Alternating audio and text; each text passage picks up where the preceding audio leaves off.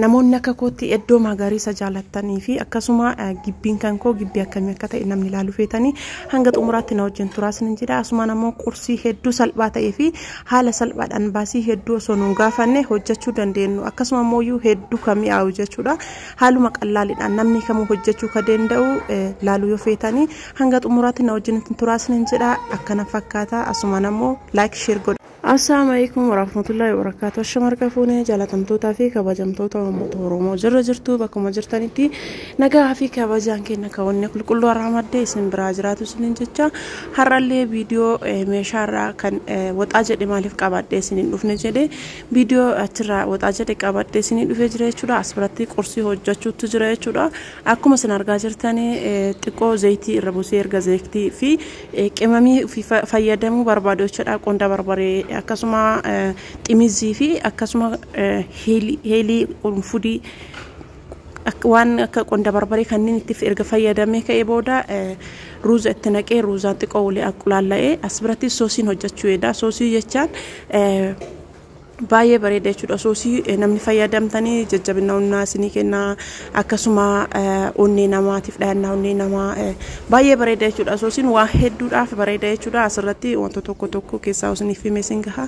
Akkuma isin argartan kana soosiin waa baay'eedhaaf fayyada jechuudha. As biratti kinoo akkuma isin argartan kana ruuziin kiyyaa as bira naaga'ee jira jechuudha. Bishaan itti naquuf deemaa jira. Bishaan dura kophaatti danfisadhee lafa godhadhee jira jechuudha. Kararii tokkollee hin fayyadamne jechuudha. Qalalluma jedhee waanuma qalalli jedhee hojjetaa jira jechuudha. Waa baay'eellee itti hin fayyadamu jechuudha. Waanuma mana keessaa qabu qofaan hojjetaa jira jechuudha. Akkuma isin argitanii qimamoota yookiin mi'eessituudhaan xixiqqoo ofii kiyyaa qabuun itti hojjetaa jechuudha. Akkuma isin argartan kana bishaan danfaatti naqee ruuziin kiyya kinoo akkuma isin argartan kana haala kanaan naa bilchaatee bishaan isaa maxxaxee jira jechuudha. Akkuma isin argartan kana amma soosii zafaazafuuf deemaa jira jechuudha. Kinoo isaanii kophaa isaatti isaanii duwwaa isaatti naqadhee jira. Bishaan danfaallee lafaa qaba jechuudha. Bishaan danfaa itti naqa jechuudha. Argitanii soosii bullaa yaadha jechuudha. Ka gurguddaa sun teessisoo yaadha. Kun ammoo soosiidha jechuudha. Soosii kana erga bishaan hanga nagahaa jedhee hanga isaaf gahu jechuudha. Erga itti naqee ka'ee booda hanga daqiiqaa 5 hin zafaazafama jechuudha. Erga inni daqiiqaa 5 zafaazafamee booda hangasiif maal godhaanii maxabashaa kiyya irratti zayitii xiqqoo buusee ka'ee ergasii qullubbii adii itti godha jechuudha. Shunkurtii adii yookaan shunkurtii adii itti godha. Isaan xiqqoo aqulaallaa jechuudha. Zayitii kiyya shunkurtii adiidhaan xiqqoo hin aqulaallaa.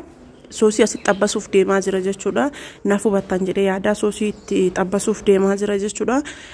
Shunkurtii ittiin godhu jechuudha. Fedhiin nama garaa hundaatu garuma garaa akkaataa ofii kiyyatti hojjedhu isinitti mul'isaa malee soosiin dirqama kanatti hojjetamaa osoo hin taane akkaataa ofii kiyyatti hojjedhu isinitti mul'isaa jira. Soosii baay'ee jaaladha ruuza keessaa. Yeroo barbaadu yeroo foon mana hin jirretti soosiidhaan hojjedha jechuudha. Akkuma isin argartan kana soosii kinooti xallalaadha jechuudha. Maxalayaatti xallalaa jira. Akkanaa kana jechuudha. Baay'ee nama fayyada mana keessatti hedduu nama gargaara jechuudha. Namoonni barbaadanii na biratti argatan isiniin jedha. Soosii kinooti haala kanaan xallalee jira jechuudha. Bishaan keessaa baasee jira jechuudha.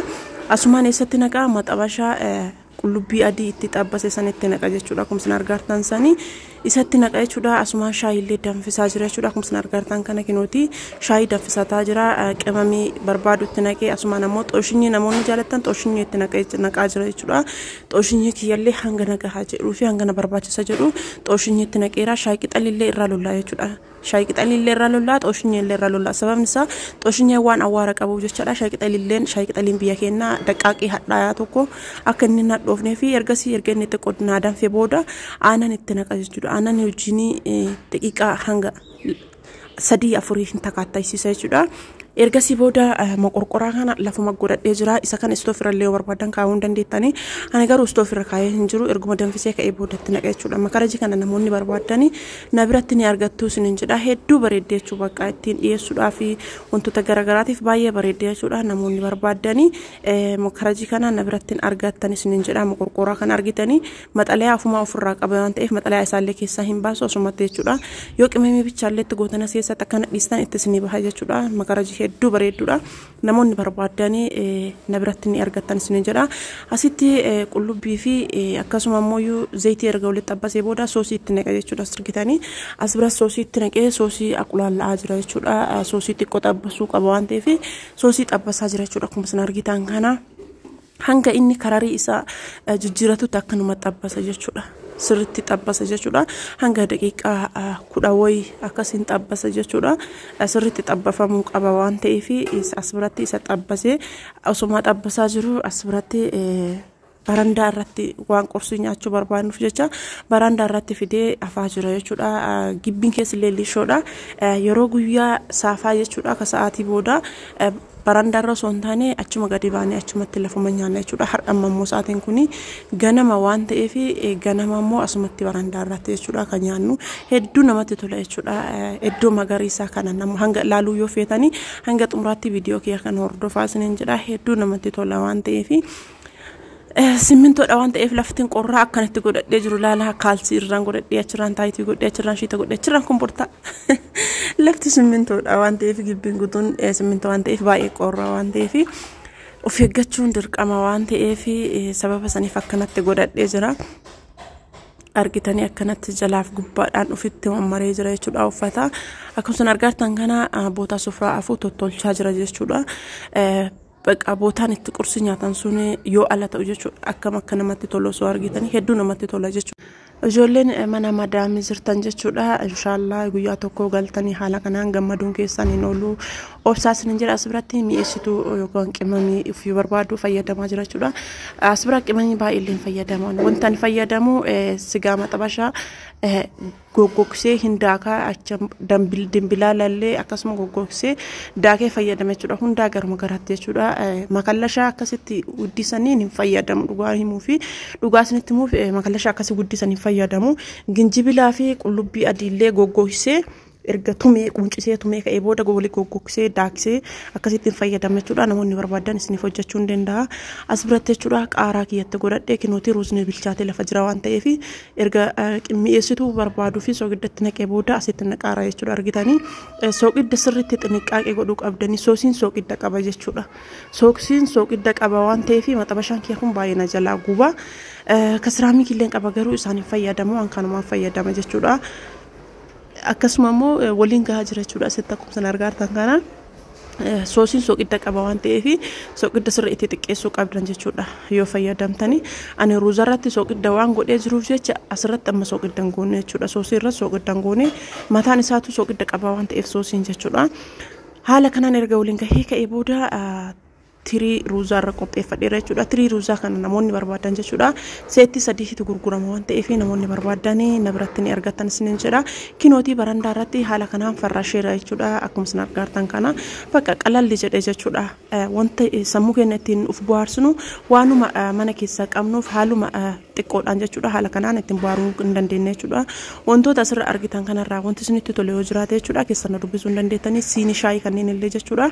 Namoonni barbaadan na dubbisuu hin dandeettan isiniin jedha. Na biratti ni argattu waan ta'eef wanta ofii jaalattan obboleessa keessan hin jaaladhaa jedha shari'aalleen. Wantoota isin barbaadan jechuudha. Wanta isinitti tolee wanta mana kee keessa argitan isiniif bita jechuudha. Yeroo barbaadan na dubbisaa isiniin jedha.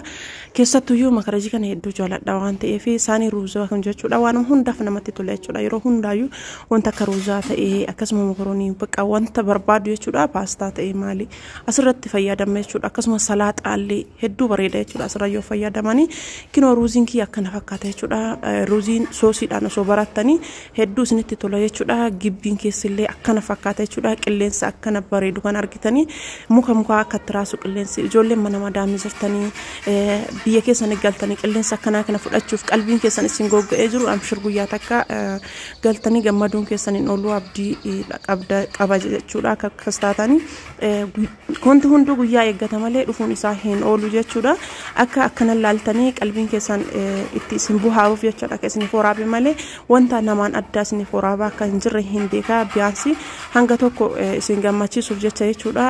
Akkana fakkaata jechuudha. Bootaan qursiitti nyaataa jirru kuni mashallah hedduu bareeda jechuudha. Mukkiin qilleensi raasu mukkeen hedduutu iyyuu jira jechuudha kinooti gamaa gamanaani jidduu keessa jechuudha bootanan sufraa fee jiru kuni gamaa gamanaan kun gama tokkoon xixiqqaa sun gama tokkoon jechuudha akkana jira jechuudha maashaallah hedduu namatti tola hedduu jaaladha jechuudha boota akkana kana taa'anii buna dhuguu akkasuma qursii garagaraa nyaachuu laftillee simminto waan ta'eef achi bira afna jechuudha amma ganama waan ta'eef barandaarra hin qorra waan ta'eef barandaarra afne malee lafti lishoo waan ta'eef baay'ee qorra jechuudha akkana fakkaataa yoo jaalattan subscribe godhaa akka viidiyoo biraas ni furaabuuf